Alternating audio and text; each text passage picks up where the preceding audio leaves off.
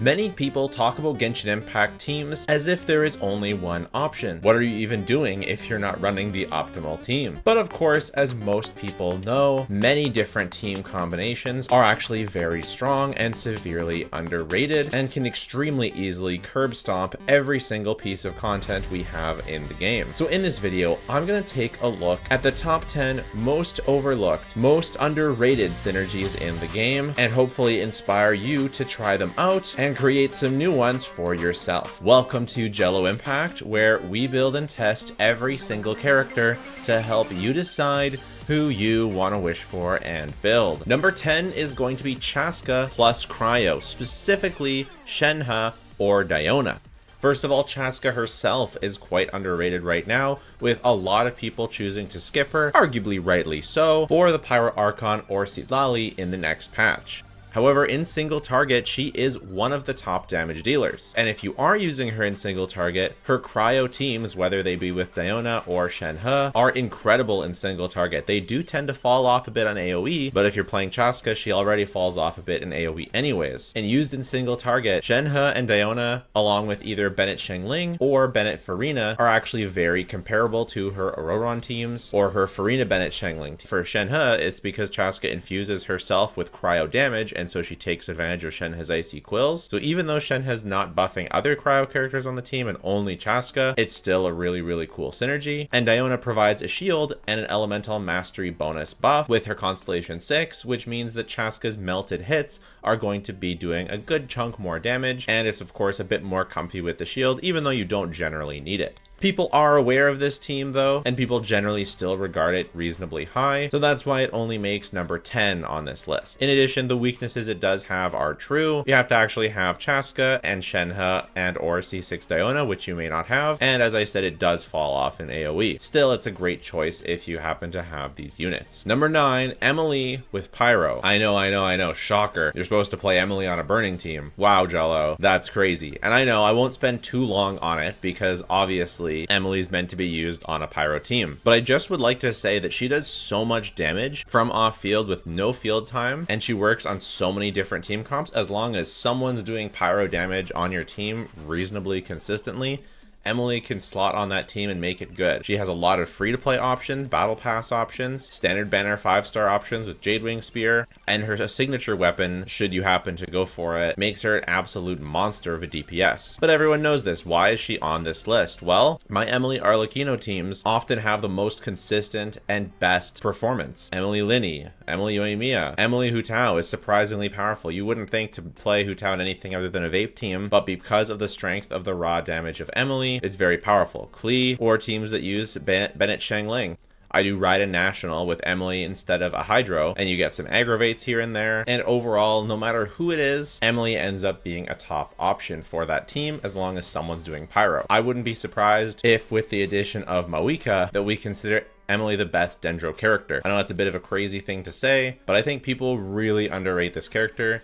And if you have her and you've thrown her onto teams, you probably realize just how flexible and how powerful she is. And I think that with the Pyro Archon coming out, now is a perfect time to talk about how good her synergy with other Pyro characters is. For number 8, let's get a bit more free to play and accessible. These last two choices have been pretty niche. Let's talk about something that everyone can do. Mona. Mona with her Constellation 1, which is very accessible for the vast majority of players. For every player given enough time playing, is something that you do not want to sleep on. You just have to lose your 50-50 once, maybe twice, to Mona, and then choose her from the free standard banner selector that we're getting every single year. So within a year to two, everyone will be able to have a C1 Mona, and you can start using her for this purpose even before C1. But Mona plus Vape is extremely underrated, and whether that is Mualani Vape, Arlecchino Vape, but heck, even Hu Tao Vape, people really underrate this character. Even teams that she doesn't vape, like Kinich teams, actually perform extremely well because she can pass Thrilling Tales, but I digress. The specific synergy is Mona with vape. And I think people often really overlook Mona because for a long time, she wasn't considered that good. But the thing is, certain characters, like Mualani, do not want to use Farina. And so although Farina would be a lot better than Mona, she steals too many vapes. You're not getting enough pyro. And Arlecchino can't use Farina. So using someone like Mona, who can still give a really high damage bonus and give an additional vape bonus at C1, is actually extremely valuable. Mualani is kind of lacking in buffers, and Arlecchino can also benefit from the thrilling tales. Is Mona ever the optimal choice? Well, actually kind of, yeah. I kind of think that with the right setups, C1 Mona is part of Mualani's current best team, although this might change in the future. But I really think if you haven't given Mona a try, especially if you're a free-to-play player trying to save some wishes, but you still want to use the support with your Hu Tao, with your Arlecchino, with your Mualani, Mona's sitting right there, and she's absolutely free. She gives a huge damage bonus from her Omen, a longer lasting bonus from her C1, and she can hold either Thrilling Tales or Favonius Codex, depending on what your team needs. So Mona vape. I guess to be absolutely clear, with Arlecchino, you do generally want to be pairing another Hydro as well, like Yelan, so you can vape. But with Mualani, you specifically don't want another Hydro. Number 7 is Clorinde plus Chevreuse. You didn't think that I would miss a chance to talk about how underrated Clorinde is, did you? No, Clorinde plus Chevreuse is insane. You could also say that Chevreuse plus any Electro or any Pyro. I think the main reason that Chevreuse is underrated is because people don't have her C6, and that is totally fair. She's probably correctly rated before her C6. I really want Genshin to do something to make 4 stars more accessible. It's very, very important, whether it's more free 4-star selectors from non-Liyue regions, whether it's an epitomized path, something to let us get more 4 stars, because Chevreuse is just so much fun. Having the res shred as long as you trigger an overload reaction on an enemy, you don't have to swap back into her. It just continues for multi-wave, which Genshin loves doing lately. The buffs to overloaded means that running supports like Thoma aren't nearly as much of a loss, because you can run him on full EM and he's getting more overloads. Consistently, Clorinde, Chevreuse, and then your final slots either gonna be Fischl or Kujosara, or Bennett or Xiangling. I generally get the best results from Xiangling, but the most consistent results from Thoma. I generally don't like Bennett, but this team clears very comparably to any top team, especially when multi-wave is considered. So I think it's pretty underrated, and I also really just wanted to include it because I think it will be buffed by the Pyro Archon, but I won't spend too long because I know it's somewhat inaccessible. Something a bit more accessible, because most people should have Xilonen, is Xilonen Aggravate. Now, I know previously people were saying that Kazuha is still going to be the king for Aggravate, and Xilonen was going to see more use outside of Aggravate. But personally, I have found better results on all my Aggravate teams using Xilonen. So the duo would be Xilonen plus Clorinde, or Xilonen plus Keqing and Fischl, or even if you're or whether you're using a not dedicatedly Aggravate, but a bit of a Hyper Bloom. So like something like Sino, Farina, Nahida, Xilonen. It is a bit janky. I still don't like super love it, but it does feel like Sino's best team. So you're basically replacing Baizhu with Xilonen. You get more buffing to your Sino, and it lasts a bit longer. The only thing is the healing kind of feels like it runs out pretty fast, so Sino's vulnerable towards the end of his rotation.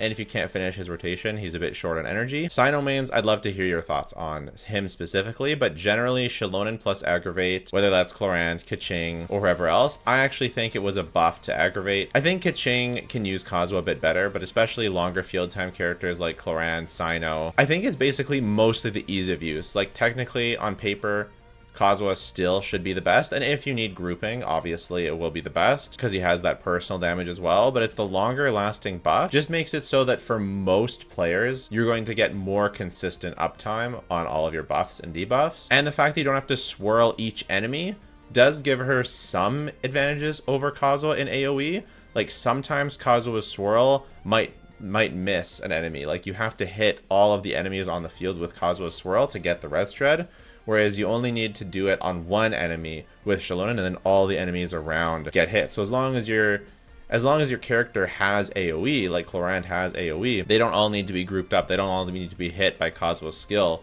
to get the res shred. And so just the overall comfort. But yeah, I think people are sleeping on Xilonen in Aggravate. I think is better than people think. All right, we're getting into some deeper cuts. Melt Arlecchino is underrated. Specifically, Kaya C6 Melt Arlecchino, which I do not have C6, I actually only have C5. Kaya gets additional cryo application at C6, which means that your Arlecchino melts are more consistent. However, I see the vision and I see the potential even at C0. You can use double cryo melt, but I find that you lose a lot not running some sort of debuffer like Shallonen. I feel like Shallonen helps this team a bunch for me because you get more Bennett uptime when using Shallonen, because you can use Shallonen before Bennett instead of after, like you have to with Kazuha. So basically it's something like these two teams and then Bennett plus your buffer, whether that's Kazuha or Shallonen. Arlecchino is the main user here, but there's some mad lads out there that have been doing Melt Diluc for a while.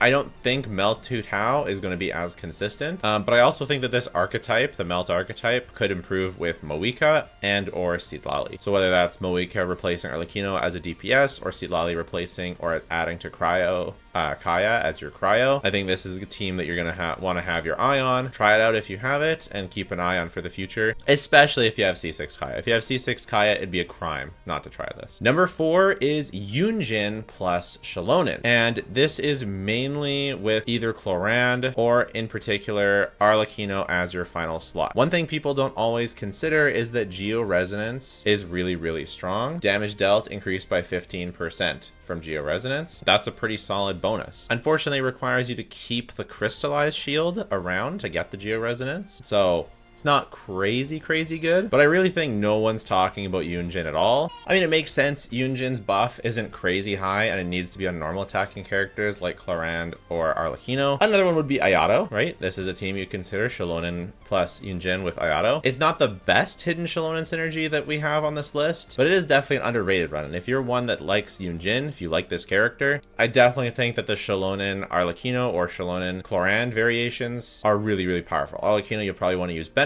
as the last slot, and Chlorand probably Fischl. I would say the Arlecchino one is definitely more synergistic. I'm realizing that a good chunk of this list is like underrated Arlecchino synergies, which, you know, it is what it is, but I promise this is the last specifically Arlecchino thing. Unfortunately, this doesn't work with Wanderer, as Shallonen doesn't shred Wanderer's resistances. So unlucky rubber ducky. Also, Yunjin has historic energy problems, but Shallonen can be used right before Yunjin in the rotation and pass energy. That is really nice for Yunjin. Next is going to be Ayaka plus Bennett. C5 Bennett. C6 Bennett, honestly, still underrated too, but specifically Ayaka C5 Bennett is a crazy underrated synergy. Bennett buffs Ayaka so much, and Ayaka can snapshot all the buffs that Bennett gives. People often talk about mono cryo, whatever, and shoehorn freeze, but Bennett's attack buff is so good for Ayaka that it's just criminal that people don't use it. Now, losing your normal attack damage if you have C6 Bennett is unfortunate. It really, really is. But even if you have it, I still get really good results by using Bennett with Ayaka. And you have different choices for your final two characters. You can Giga Buff, you can use Shenhe and Shallonen as your final two, or you can do the tried and true Farina Shangling. But overall, yeah, a lot of people think Ayaka is totally tied to freeze, but especially if you don't need the grouping, especially if you're bossing, using Ayaka with Bennett is a great idea. Even if your Bennett is C6, it's still great. She still fully snapshots Bennett's buff when she uses her burst, which means that you can swap off and do your other rotation. So yeah, Ayaka Bennett, great. Number 2, Chiori Kachina. This is something I talked about back in the beginning when Kachina was released, but Chiori Kachina is no joke, especially if you actually build your Kachina, if you get her to a higher constellation, or you just build her for damage. She does reasonably okay damage. It's like worse than Albedo damage, but she has the scroll set and she has a construct which allows you to use your Chiori fully. This is for C0 Chiori. If you have C1 Chiori, then you should be doing something else, which I'll talk about. But this team, for me, I used this core with Novelette. I got very comparable results to his best teams, which is crazy. Not his new Shallonen Kazuha teams, but his old best teams before Shallonen. I've used it with Arlecchino teams. It's very, very good. Honestly, very comparable to her best teams, comparable to the Emily teams we talked about earlier. But you can throw it with anyone. You can throw it with Hu Tao or with Linny. You can put it with Chlorand. Anyone who you don't need too many specific characters to make a team function, you can throw it with Wanderer. One of the things I like about the core is you have a ton of geo application, meaning you have tons and tons of crystallizes, meaning that it's actually a very, very comfortable team, especially you can just keep picking up crystallizes. And it's not as good as having a Zhongli shield, but it is. I was able to run healerless with most teams because you just have so much geo application. They're able to get so many crystallizes that you just mitigate a ton of damage. Just try it out. Put these two with your favorite DPSs as long as it can fit reasonably okay, and you will be really surprised how good it actually is. And this goes especially far for people who, you know, don't have Sholonen and don't have Chiori C1, because if you do, that's where I want to talk about number one, which is maybe the most underrated synergy in the game. And I know people have talking about the wheelchair, which is Chiori and Sholonen, and of course, if you have C1 Chiori, the pairing with Sholonen is bonkers. Let's say you don't have C1 Chiori. Let's just say you have an Albedo stuck in your closet from forever ago. Albedo Sholonen is actually a crazy strong core. Crazy strong, because Sholonen is able to buff your other characters fully and also give Albedo a huge buff. And again, this is the exact same. You could substitute Chiori with Albedo. Chiori is better for this. But I want to highlight Albedo because even at Constellation 0, this is a huge buff for him. Whereas Chiori, she is really good on this team at Constellation 0, about exactly as good as Albedo. But at C1, it's truly insane for Chiori. Like, this team is truly bonkers, this core. But with C0, Albedo's amazing, and his elemental burst, if you're using him on a Vape team, like Mualani team, Arlecchino team, Hu Tao team, you actually want to use his burst because he provides elemental mastery to your whole team. That's freaking awesome. So I would definitely not recommend going out of your way to wish for Albedo, because again, Chiori is going to do the job better. And if you have her weapon, and especially her C1, you have more options for future investment. But if you have your Albedo sitting there, hey man, this team core is super underrated. And between the crystallizes and Sholonen being a healer, you really have a ton of flexibility for who your last two slots are. You could heck throw Farina on there, and then your last character can be literally anyone in the game, as long as they do damage and Sholonen can buff them, and you're going to have a great team. I truly think that this is the most underrated team core in all of Genshin Impact, because I've never heard anyone talk about how much Albedo was buffed from Sholonen. Even I didn't talk about it too much, mostly because my brain was clouded by the C1 bait from Chiori, not realizing how strong the synergy is even with Chiori at C0, and therefore how strong the synergy is with Albedo at C0. And if you don't believe me, try it yourself. That's kind of the moral of this whole video. Like, you're gonna look at these and you're like, those teams aren't that good. Well, try it yourself. That's why I build and test every single character. Do I recommend going out of your way to getting these characters for these teams? Not for meta reasons, no, but that's not the point. These are not secret meta team comps, these are underrated team comps. So if you already have these characters, or you were thinking of getting these characters, hopefully this helps you think of more ways to use them, and hopefully it makes you think of more synergies that you can think of. And let me know in the comments your most underrated synergies, and maybe we'll do them in a future video. So thank you for watching. Let me know your thoughts. Take care. Bye for now.